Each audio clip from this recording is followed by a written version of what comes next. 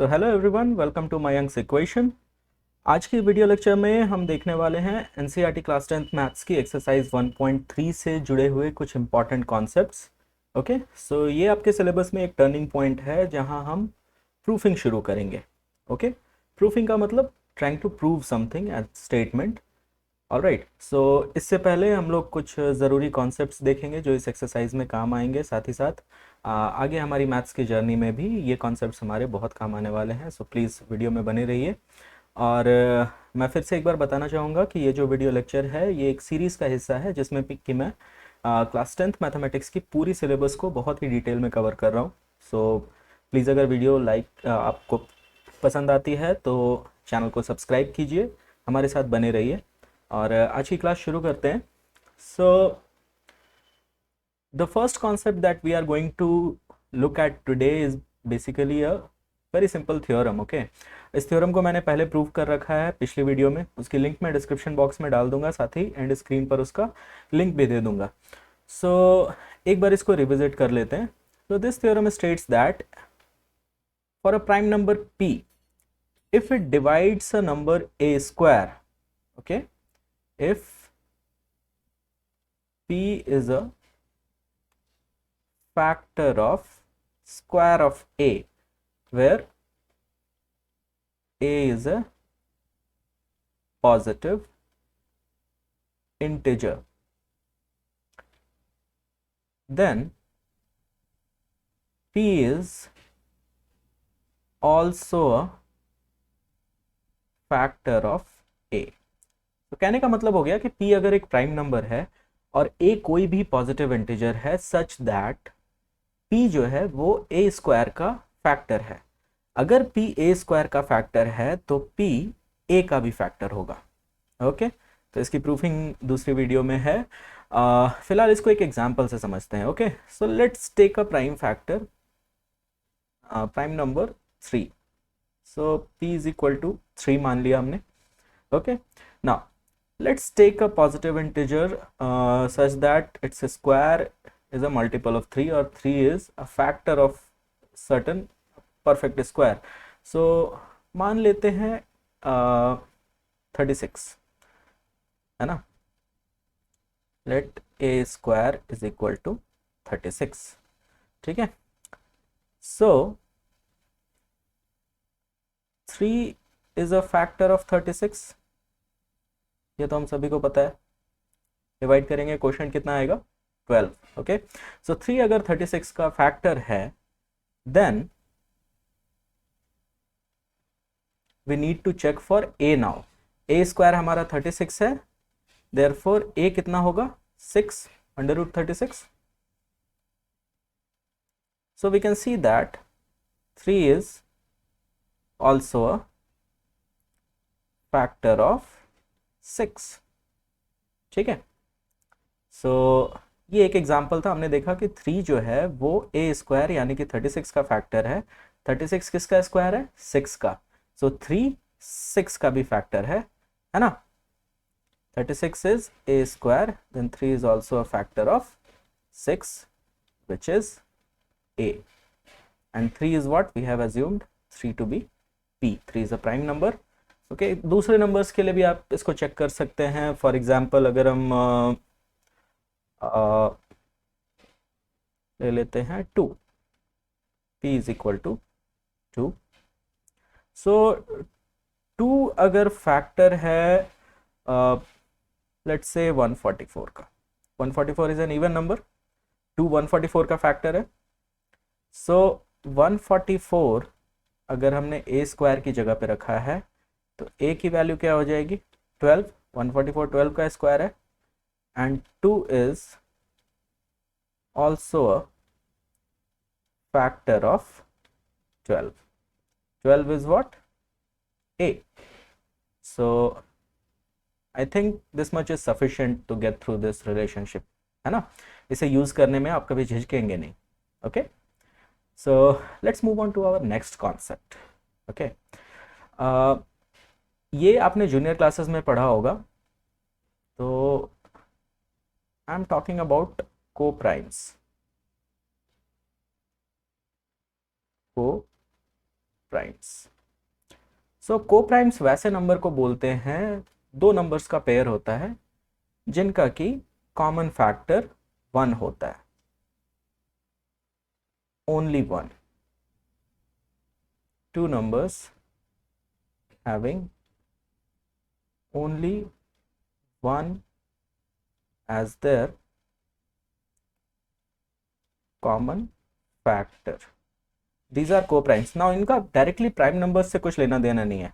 हाँ, ये एक प्रॉपर्टी है कि all prime numbers are co-primes, सारे प्राइम नंबर्स co-primes होते हैं। now for example 2 and 3, then we have 5 and 7। 5 and 7 का कॉमन नंबर प्राइम फैक्टर क्या है? 1 है। 5 and 7 के बीच और कोई कॉमन फैक्टर हो नहीं सकता।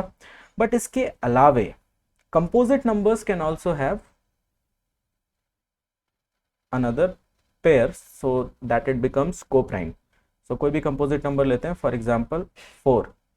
ओके, सो 4 and 9 ये दोनों के दोनों कंपोजिट नंबर है। सो 4 and 9 हमारा को प्राइम होगा। लेट्स टेक 4 and 3 को प्राइम है। 12 and 7 को प्राइम है। ओके, सो कहने का मतलब ये है कि इन दोनों के बीच में 1 से के अलावे कोई और कॉमन फैक्टर नहीं है। ओके, नाउ को प्राइम्स की इंपॉर्टेंस क्या है, हम इसे कहाँ इस्तेमाल करते हैं? सो पहली बात तो है in the form of p by q। Now p by q से कुछ याद आ रहा है? Rational numbers. ओके, सो रैशनल नंबर्स, मान लीजिए कि हम एक रैशनल नंबर उठाते हैं। रैशनल नंबर की डेफिनेशन क्या थी? Numbers that can be represented in the form of p by q where p and q are integers and q is not equal to 0। q are integers and q is not equal to 0। so अगर मैं कहता हूं 14 by 20, सो 14 हमारा एक integer है, 20 भी एक integer है, इसको p मान लिया, इसको q मान लिया। सो ये रैशनल नंबर है। ओके, नाउ इसका को प्राइम से क्या लेना देना है वो देखेंगे। किसी भी रैशनल नंबर को या तो वो को प्राइम्स के फॉर्म में होगा या उसको हम को प्राइम्स के फॉर्म में ले जा सकते हैं। फॉर एग्जाम्पल 14 by 20 को अगर हम इसके कॉमन फैक्टर से डिवाइड करें, फॉर एग्जाम्पल ये 2 से कट जाएगा, ऐसी जनरल भाषा में बोलते हैं ना, लग जाएगा, कट जाएगा, बट नंबर्स कटते नहीं है, हमारा समय कटता है। Okay, so 14 by 20 is actually equal to 7 by 10। 7 by 10, now you pay attention to these two numbers 7 and 10। इन दोनों के बीच में कॉमन फैक्टर क्या है? 1। so 7 and 10 are co-primes। so किसी भी रैशनल नंबर का जो सिंपलेस्ट फॉर्म होता है वो को प्राइम होता है और इसी का हम इस्तेमाल करेंगे। आपने अगर एग्जांपल्स देखे होंगे एनसीईआरटी के तो वहां कुछ लिखा हुआ रहता है a by b where a and b are co-primes, यानी कि ये कह रहा है कि उस रैशनल नंबर का ये सिंपलेस्ट फॉर्म है। ठीक है ना? 14 by 20 को हम 7 by 10 भी लिख सकते हैं। It is same, it is equivalent, it is not equal but equivalent.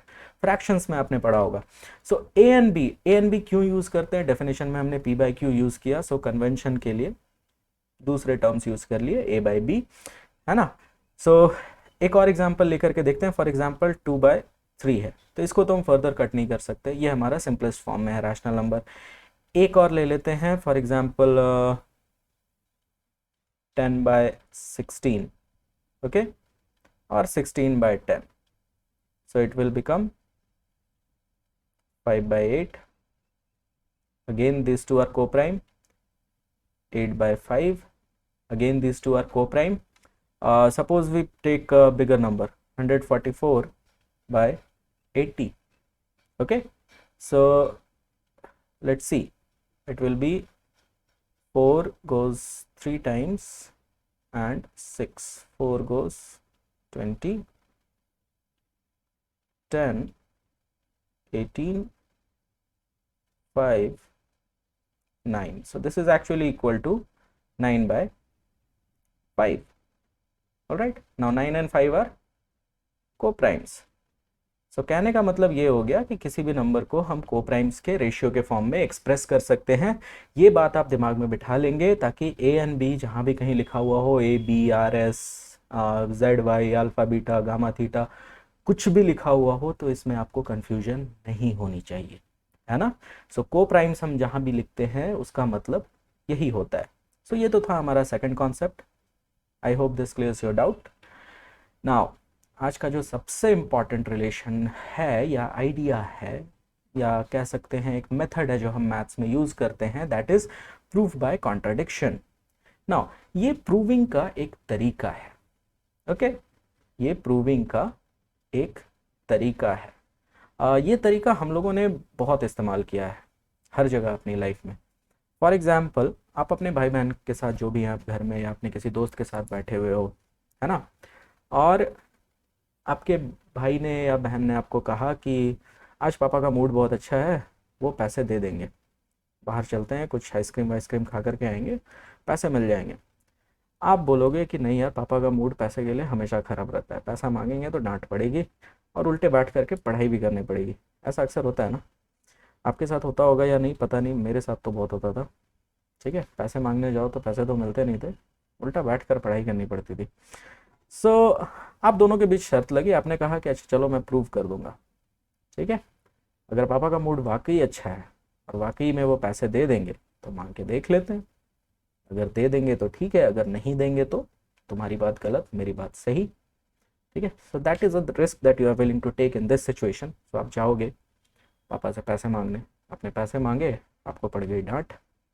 ठीक है, और अपने कमरे में घुस करके एनसीईआरटी मैथ्स की किताब खोल करके आप बैठ गए, पढ़ना पड़ रहा है।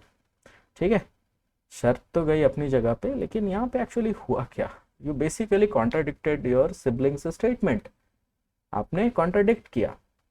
ठीक है ना, आपका दोस्त अगर बोलता है कि अभी रात हो रही है दिन नहीं हो रहा है, तो आप उसे खिड़की के पास ले जाओगे, बाहर देखो अगर रात हो रही है तो सूरज कहाँ से दिख रहा है, बाहर रोशनी है बाहर, तो अभी दिन का वक्त है। So this is contradiction. Okay, so ये मेथड हम लोग यूज़ करते हैं मैथमेटिक्स में अक्सर। ठीक है, कॉन्ट्राडिक्शन के लिए हम करते क्या हैं, एक नोन फैक्ट से एक अननोन फैक्ट को कंपेयर करते हैं और देखते हैं कि उस नोन फैक्ट के आधार पे हमारा जो अननोन फैक्ट है वो खरा उतर रहा है कि नहीं, यानी कि हमने जो एज्यूम किया है कि शायद ऐसा होना चाहिए। ठीक है, सो इसका एक एग्जाम्पल लेते हैं हमारे एक्सरसाइज से ही relevant. Let's try to prove that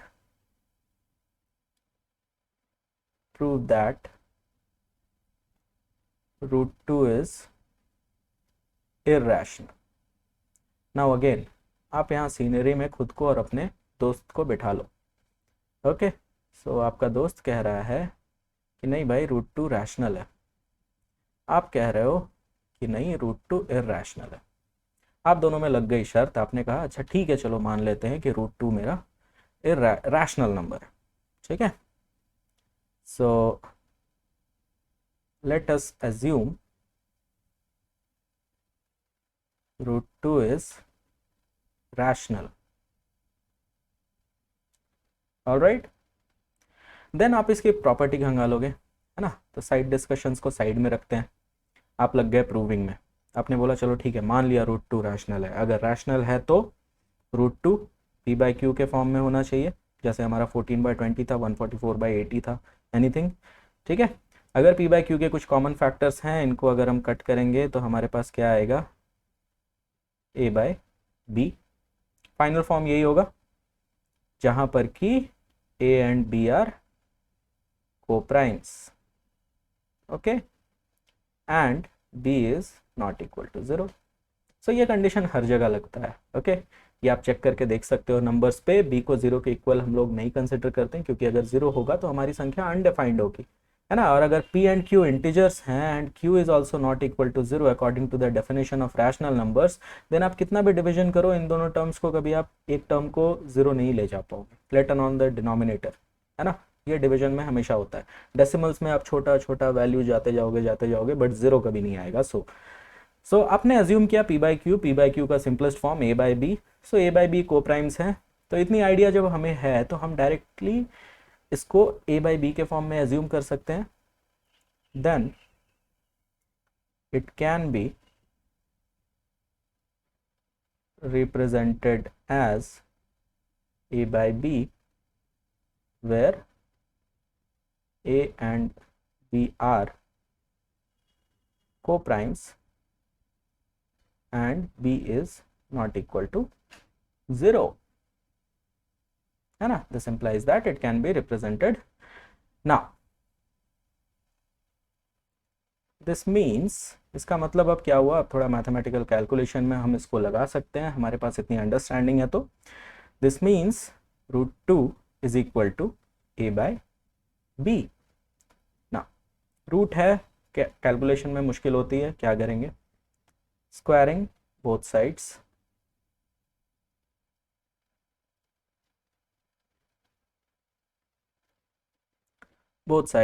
we get 2 is equal to a square by b square.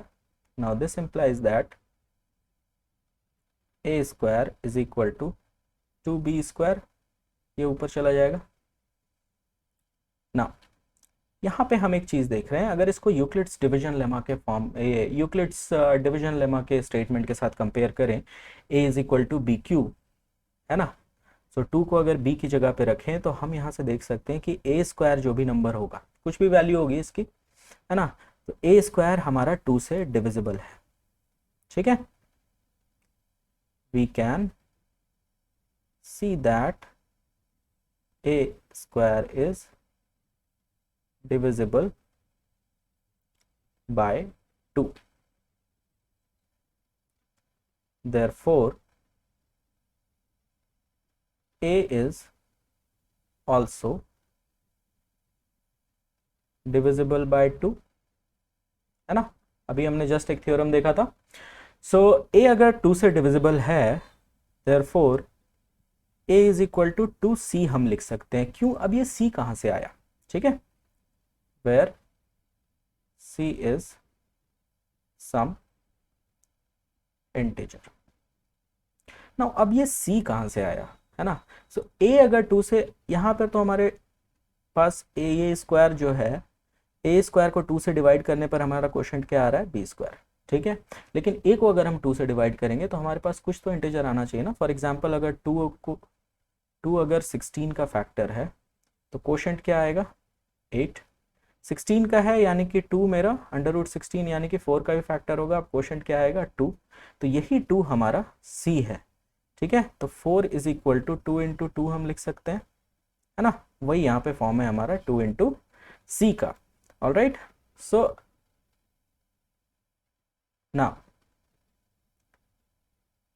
Putting this value in equation 1, इसको हमने मान लिया इक्वेशन 1.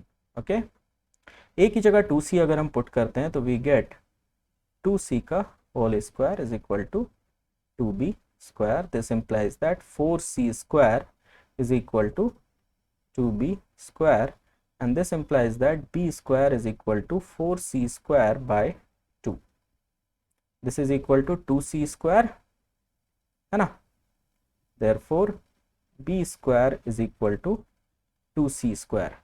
Now ये जो हमारे पास रिलेशन आ रहा है और ये जो आ रहा है, ये कुछ मिलता जुलता है, तो यहाँ से भी हम कंक्लूड कर सकते हैं b square is divisible by 2, therefore b is divisible by 2. okay, now यहाँ पे 2 स्टेटमेंट्स अभी तक हमें मिले हैं सो फार, उन दोनों पे हम थोड़ा ध्यान देते हैं. b is divisible by 2 and a is also divisible by 2. okay, so हमने क्या अज्यूम किया था कि a एंड b को प्राइम्स है ना, यानी a और b का कॉमन फैक्टर 1 के अलावा और कोई हो नहीं सकता. बट यहां पर हमें क्या मिल रहा है, a एंड b के एक कॉमन फैक्टर है which is 2 and it is greater than 1, है ना. सो थोड़ा सा स्पेस कम है, let me make up for it. Alright, ना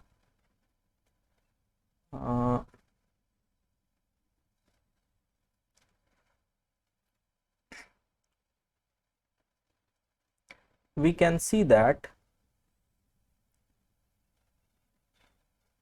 A and B have a common factor 2. A और B का एक कॉमन फैक्टर है 2, which contradicts का मतलब ये उसके अगेंस्ट है, which contradicts our assumption. हमारा assumption क्या था? That A and B are co-primes. Okay, A and B are co-primes. अब ये तो हमने दिखा दिया, अपने दोस्त को भी दिखा दिया कि देखो रूट 2 अगर रैशनल होता तो ये कॉन्ट्राडिक्शन नहीं आता, है ना। ये कॉन्ट्राडिक्शन क्यों आया? क्योंकि हमने रूट 2 को रैशनल माना, ओके। ए एंड बी को को प्राइम माना, बट वो यहाँ पे खरा नहीं उतर रहा। हम यहाँ क्या देख रहे हैं? ए 2 से भी डिविजिबल है, बी भी 2 से डिविजिबल है, दैट मीन्स ए और बी का एक कॉमन फैक्टर है अदर देन 1। सो हम यहाँ पे लिखेंगे this contradiction arises due to our wrong assumption. अब हमने इनिशियली, अब सारा दोष जड़ पे जाता है ना। जड़ क्या है? That root 2 is rational. तो सारे बवाल की जड़ यही थी, इसी की वजह से ये सारा गड़बड़ हो रहा था। और आप अपने दोस्त को बोलोगे देखो तुम गलत थे, मैं सही था, रूट 2 हमारा इर्रेशनल नंबर है, and you will boldly write therefore root 2 is irrational। और इसके बाद हम क्या लिखते हैं? The golden words proved। Okay, so I hope this clear the concept, हम कैसे अप्रोच करने वाले हैं आने वाली एक्सरसाइज को। If this was helpful please connect with me, help me grow my channel. और अगली वीडियो तक पढ़ते रहिए। I wish you all the best. Thank you for watching this lecture.